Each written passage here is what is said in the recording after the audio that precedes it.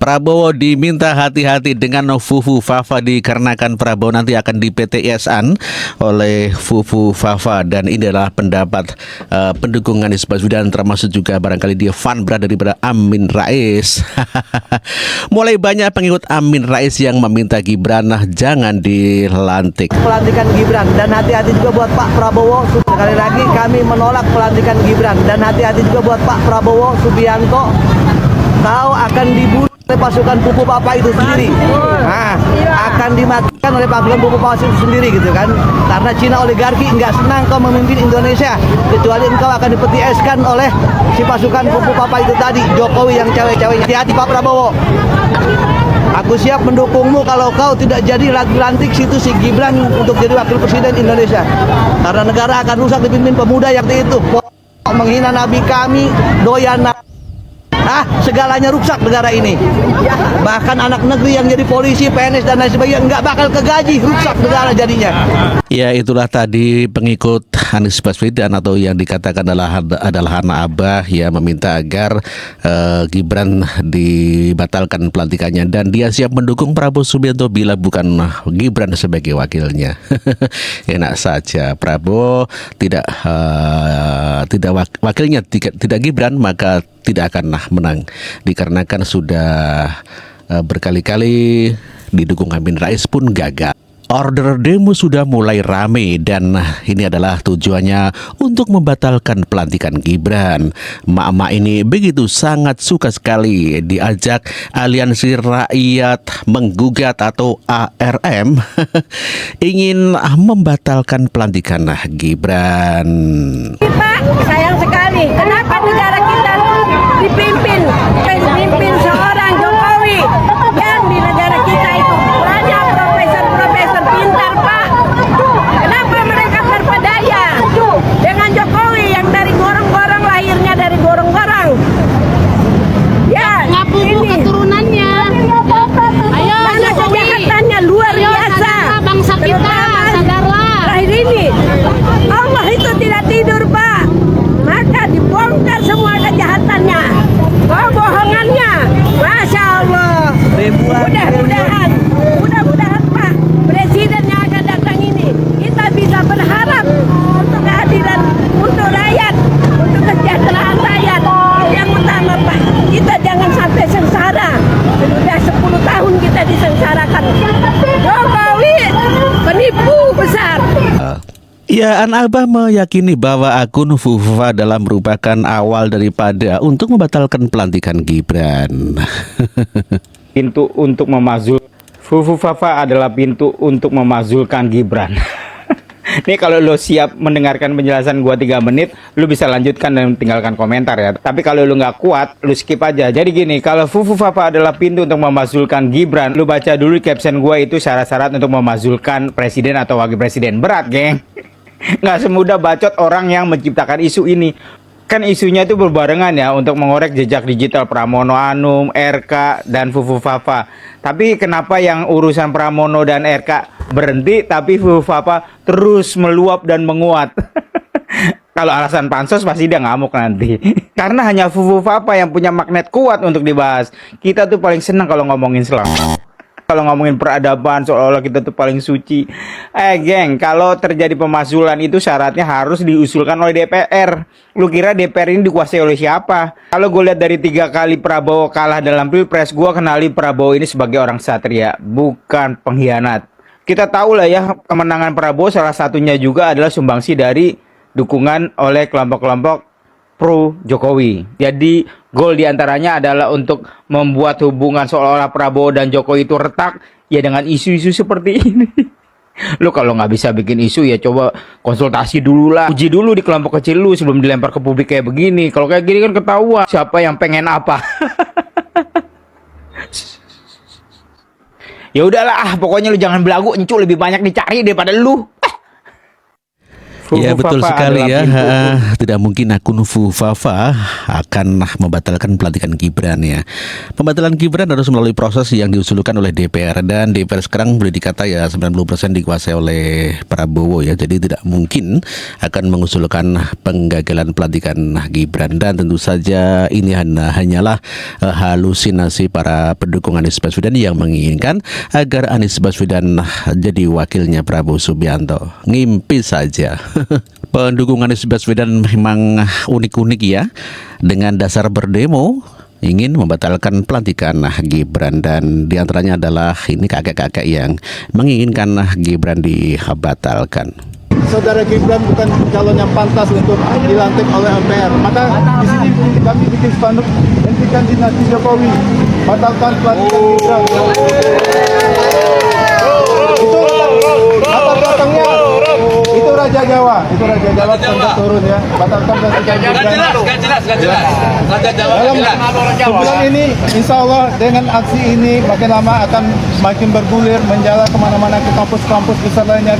Kita harapkan mahasiswa dan sini juga elemen mahasiswa juga akan turun dan akan berkebar ke kampus mana saja, dari UI, dari IPB, dari Trisakti atau di Bandung, dari ITB, dari Unpad, di Jogja juga UGM. Mulailah dari sekarang, wahai teman-teman kalangan muda, kami ini alumni yang sudah punya pengalaman dari zaman Orla, zaman Orba 98. Saatnya sekarang mahasiswa angkatan 24 bikin sejarah untuk menyelamatkan republik ini dari seorang capres yang tidak pantas, seorang capres suku Fafa yang tidak punya kualitas sama sekali, nggak punya intelektual, punya dari kalangan IT atau dari kalangan psikiater, suka itu nonton film porno ya, nggak cocok ya. Jadi dengan ini mulainya aksi ini makin bergulir kemana-mana. Insya Allah Tuhan melindungi kita, tidak akan dengan damai. Karena kita udah punya sejarah di mana pemimpin kita Pak Karno, Pak Harto mundur dengan secara damai, dan kita harapkan nanti Jokowi juga mundur. Jokowi mundur dan Gibran batal dilantikan. Jokowi dengan sama ya, batalkan borong asli. Batalkan Gibran. Hentikan dinasti Jokowi. Iya, demo batalkan Gibran dilantik sangat marah sekali, dan pengikutnya adalah pendukung Anies Baswedan. Ini yang biasa berdemo adalah orang-orangnya Anies Baswedan pada Pilpres kemarin. Ada juga yang meyakini bahwa Gibran bakal dibatalkan dilantik apabila PT UN menerima gugatan PDIP ya. Jika PT UN menerima, Gibran bisa batal dilantik jika PT UN menerima gugatan PDIP. Tapi kan putusan MK final dan mengikat. Begini penjelasan hukumnya. Yang digugat di MK oleh paslon 1 dan 3 adalah hasil Pilpres 2024. Sementara yang digugat di PT UN oleh PDIP adalah proses pendaftaran Gibran yang dinilai tidak sah karena ada dugaan cacat administrasi. Nah, tanggal 10 Oktober nanti PT UN akan memutuskan hasil dari gugatan PDIP yang dianggap oleh beberapa pihak sepertinya akan memengaruhi pelantikan Gibran sebagai wapres. Banyak pro kontra dalam hal ini, khususnya karena putusan MK bersifat final dan mengikat bahwa presiden dan wapres terpilih adalah Prabowo dan Gibran. Sementara putusan PT UN tidak dapat membatalkan putusan MK. Tapi yang harus kita perhatikan, peraturan KPU atau PKPU nomor 3 tahun 2022 menyatakan bahwa pelantikan presiden dan wapres akan dilakukan oleh MPR. Jika PT UN mengabulkan gugatan PDIP, maka MPR bisa saja tidak melantik Gibran sebagai wakil presiden dikarenakan pencalonannya tidak sah sesuai dengan prosedur hukum. Ya, dalam artian Gibran tidak lagi memenuhi persyaratan sebagai wapres. Lalu wapres penggantinya bagaimana? Menurut aturan, Prabowo memiliki kewenangan untuk mengajukan 2 nama kepada MPR untuk kemudian dipilih salah satunya menjadi wapres pengganti Gibran. Jika putusan PT UN menerima gugatan PDIP tetapi MPR tetap melantik Gibran, ya menurut Bivitri putusan PT UN itu akan tetap memberi dampak terhadap proses penyelenggaraan negara ke depannya. Hanya saja Itulah tadi harapan daripada PDIP yang akan ingin membatalkan Gibran dan berharap agar Prabowo mengganti, mencari 2 orang datang sebagai calon wakil presiden dan agar MPR nanti yang memilihnya. Ferdinand Hutahian yang sekarang menjadi politisi PDIP juga meyakini PDIP bisa membatalkan Gibran untuk dilantik, dan kita dengarkan pernyataan Ferdinand Hutahian. 10 Oktober 2024, 10 hari menjelang pengucapan sumpah jabatan Presiden dan Wakil Presiden Republik Indonesia terpilih Prabowo Subianto dan Gibran Raka Buming Raka, mungkin akan melahirkan sebuah kejutan di kancah perpolitikan nasional, karena pada tanggal 10 Oktober 2024 nanti Pengadilan Tata Usaha Negara Jakarta Pusat akan membacakan putusan terkait gugatan dari rekan-rekan lawyer dari tim pengacara PD Perjuangan yang menggugat Komisi Pemilihan Umum terkait dengan perbuatan melawan hukum yang telah menerima pendaftaran Gibran Raka Buming Raka sebagai calon wakil presiden, meskipun pada saat pendaftaran itu jelas-jelas peraturan KPU belum dirubah dan syarat sebagai capres-cawapres waktu itu masih harus berusia 40 tahun.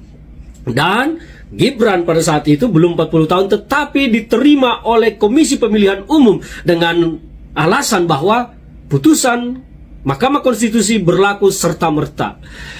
Ini yang harus dipahami, bahwa syarat pendaftaran itu adalah peraturan KPU, bukan putusan Mahkamah Konstitusi. Dan pada saat itu peraturan KPU belum mencantumkan putusan Mahkamah Konstitusi dalam PKPU yang mengatur syarat pencalonan capres dan cawapres dalam batas usia 40 tahun.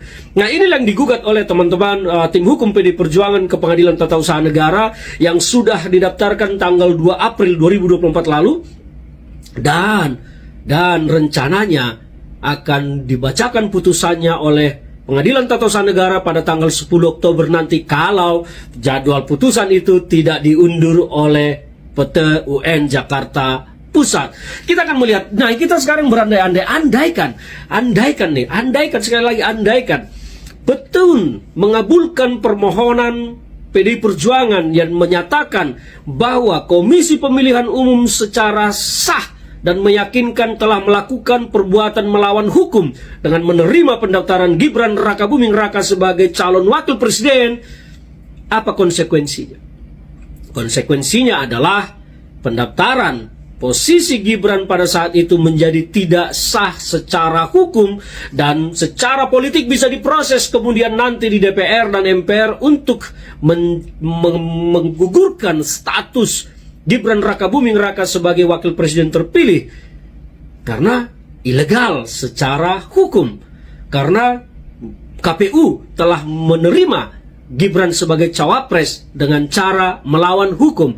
Sesuatu yang diproduk dari hal yang melawan hukum, melanggar hukum, maka tentu boleh diproses politik di DPR dengan mengajukan pemberhentian, pemecatan Gibran Raka Buming Raka sebagai wakil presiden karena tidak memenuhi hukum, tidak memenuhi aturan. Itu konsekuensi politik yang akan mungkin dihadapi. Tapi kita tidak tahu apakah Petun akan mengabulkan permohonan PDI Perjuangan atau tidak, atau menolak. Tapi kalau bicara logika normalnya saja, memang pendaftaran Gibran Raka Buming Raka itu adalah tidak memenuhi ketentuan peraturan Komisi Pemilihan Umum yang mengatur syarat umur pendaftaran capres-cawapres, yaitu 40 tahun. Karena pada saat itu PKPU-nya belum dirubah. PKPU dirubah setelah menerima pendaftaran Gibran. Artinya apa? Sebetulnya kalau di kita kan hukum itu tidak berlaku surut. Ditetapkan di kemudian tapi berlaku untuk belakang. Tidak demikian, hukum itu berlaku sejak ditetapkan. Dan PKPU ditetapkan setelah menerima pendaftaran Gibran Raka Buming Raka. Artinya memang secara logika saja posisi pendaftaran Gibran pada saat itu harusnya ditolak oleh KPU karena tidak sesuai dengan PKPU yang ada. Meskipun Mahkamah Konstitusi sudah memutuskan boleh dan mengubah batas usia syarat-syarat calon capres dan cawapres. Kita akan tunggu kejutan tanggal 10 Oktober 2024 nanti. Apakah status Gibran benar-benar akan menjadi ilegal sebagai cawapres pada saat pendaftaran dan menjadi ilegal sebagai wakil presiden terpilih? Kita akan lihat ke depan. Proses politik akan terus bergulir dan mungkin ini juga nanti menjadi bagian dari isu-isu yang berkembang belakangan ini yang disebutkan bahwa Puan Maharani akan menggantikan Gibran Raka Buming Raka. Seru kalau ini terjadi, seru kalau ini terjadi. Kita tunggu saja.